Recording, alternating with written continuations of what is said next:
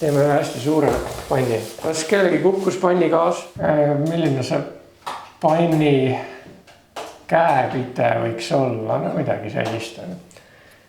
Ja meil on öeldud siis seda, et selle ümbermõõt on 90 sentimeetrit umbes.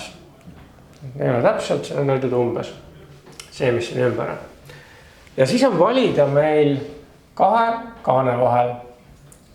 Üks on läbimõõduga 26 sentimeetrit ja teine on natukene suurem, 28 sentimeetrit läbimõõt. Nüüd on sul kaks võimalust. Kas sa need mõlemad, arvutad nende mõlema ümberringijoone pikkuse, siis sa pead kaks arvutust tegema.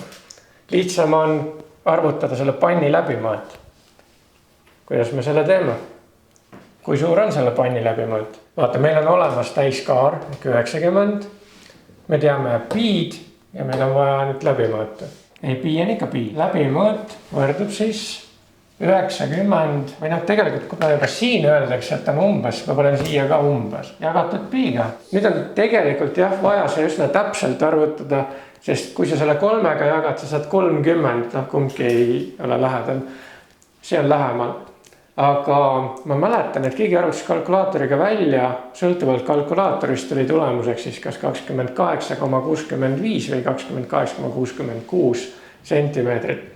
Seega see gaas peaks sobima, see mõjub sisse ära ja see tuleb siis täislausena sinna alla. Jumal tänatud see lõppes. Võtame selle, mis see siia sai.